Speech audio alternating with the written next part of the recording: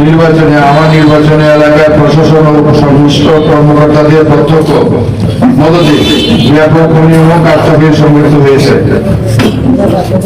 নির্বাচনী অনিয়মের প্রধান দিক সমূহ নিচে তুলে ধরলাম। ভোট গ্রহণে বাধা, স্থগিতকরণ, ম্যাক্সিমাম সরকারি প্রাথমিক বিদ্যালয় কেন্দ্র নং 10 প্রিসাইডিং অফিসার বিকাল 3টা ভোট স্থগিত করে বুথের বাইরে চলে যায়। পরবর্তী প্রশাসনের হস্তক্ষেপে 4:20 থেকে পুনরায় স্বল্প সময়ের জন্য ভোট গ্রহণ করে। পরিচিত যাচাই ছাড়া ব্যালট প্রদান উক্ত কেন্দ্রে সহকারী প্রিসাইডিং অফিসার জনাব আসাদুজ্জামান জুয়েল ভোটার আইডি যাচাই ছাড়াই ব্যালট ব্যবহার সরবরাহ করেছেন। ভোট গণনায় কারচুপি ও চাপ প্রয়োগ আলমপুর সরকারি প্রাথমিক বিদ্যালয় কেন্দ্র নাম হল 79। ভোট গণনা শেষ হওয়ার আগেই আমার এজেন্টকে ফলাফল শিটে স্বাক্ষর দিতে বাধ্য করা হয়। এজেন্ট অস্বীকৃতি জানালে প্রশাসনের মাধ্যমে চাপ প্রয়োগ করে তাকে স্বাক্ষর দিতে বাধ্য করা হয় এবং মন গড়া ফলাফল ঘোষণা করা হয়। ভোট গ্রহণের কৃত্রিম ধীরগতি ম্যাক্সিমাম উচ্চ বিদ্যালয় কেন্দ্র নং 14 পরিকল্পিতভাবে 6টি বুথের পরিবর্তে মাত্র 4টি বুথ স্থাপন করা হয়। ফলে দীর্ঘ লাইনের সৃষ্টি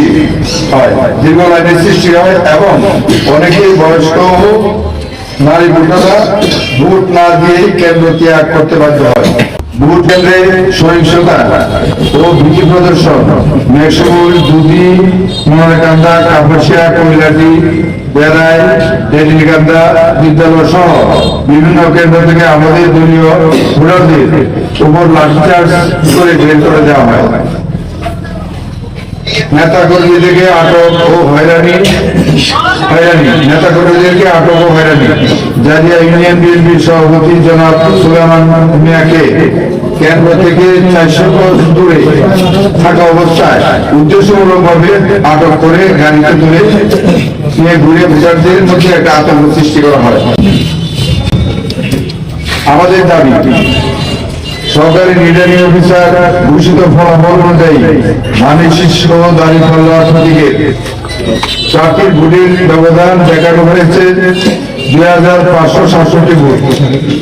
উল্লেখিত অনিয়ম ও কারচুপি না হলে এই ব্যবধান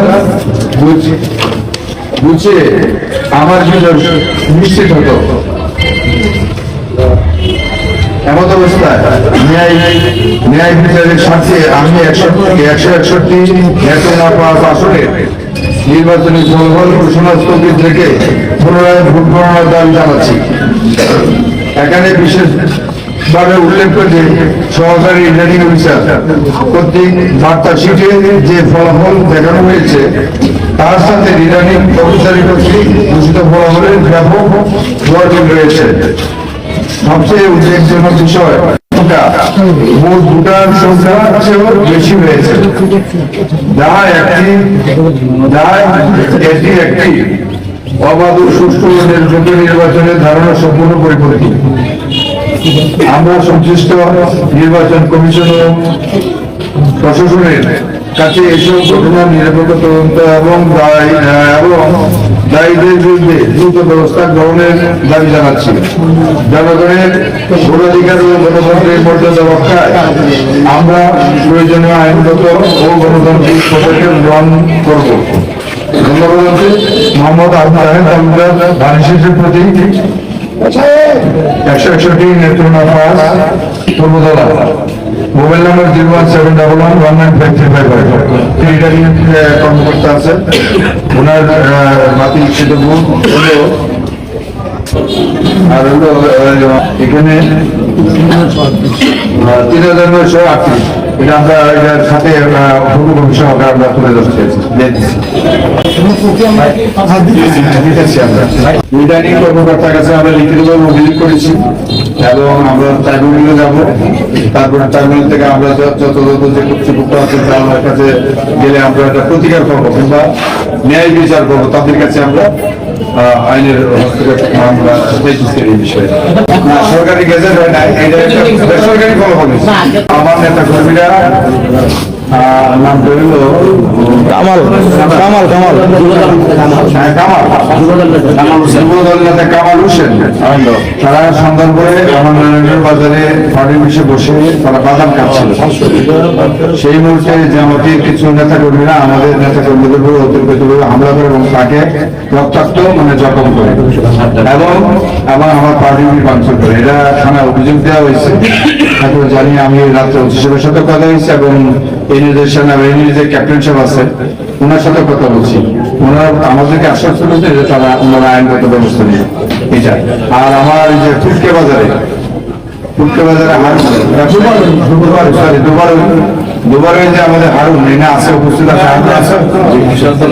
আমাদের কৃষক দলের যে সভাপতি, তার দোকানপাট ভাঙচুর করে এবং টাকা পয়সাও লুটপাট করে নিয়ে টাকা পয়সা লুটপাট করছে। নির্বাচন একদিন আমি আজকে হয়তো উনি ইনকোয়ারি গেছে, আইনগত ব্যবস্থা তারা আশ্বস্ত করছে আমাদেরকে যে তারা আইনগত ব্যবস্থা নেবেন। বিচ্ছিন্ন কিছু ঘটনা ঘটতেছে। আমরা অনেকটা নির্বাচন হেরে কিন্তু আমরা অনেক ধৈর্য ধারণ করছি। আমরা ইতিমধ্যে লক্ষ্য করছেন যে আজকে বাংলাদেশ জাতীয়তাবাদী দল সরকার গঠন করার জন্য মোটামুটি আমাদের একটা প্রিপারেশন আছে। আমরা সরকারি দল হয়েও আমরা কিন্তু অনেক ধৈর্য ধারণ করছি, কারণ আমরা আইনের শ্রদ্ধাশীল। আমরা জয় পরাজয় যাই হোক আমরা চেষ্টা করছি আইনগত যা হওয়ার তা হবে, কিন্তু আমরা নেতা কর্মীদের কিন্তু আমরা শান্ত রাখার চেষ্টা করছি। উশৃঙ্খল তো আমাদের ভয় করে, ঠিক না? আমরা কিন্তু নেতা কর্মীরা উশৃঙ্খল না। আমরা যদি উশৃঙ্খল হই তাহলে কিন্তু জামাতিরা কিন্তু পূর্বধারা একজনেরও ঠাই পাবে না কিন্তু ইনশাল্লাহ। এটা এই ব্যবস্থা নেওয়ার মতো আমাদের আছে। আমাদের গত রাত্রে অনেকগুলো ঘটনা ঘটেছে, একেবারে অনেকটা ঘটনা ঘটছে। অনেকেরই আমি নমিনেশন পাওয়ার পরে আমি অনেকের বাড়ি বাড়ি গেছি, ঘরে ঘরে গেছি। যদি কেউ না আসে এটা তো সময় নেই। যারা দলকে ভালোবাসে, যারা দলের প্রতি আস্থাশীল, সকলেই কাজ করছে। এরপরে দু একজন তো আছে এরকম যারা আছে, তারা দলীয় ভাবে তাদের বিরুদ্ধে ব্যবস্থা নেওয়া হবে। দল যদি সিদ্ধান্ত তারা দলের নির্বাচন করে নাই, যারা দলের আত্মঘাতী ব্যবস্থা নেওয়া হবে।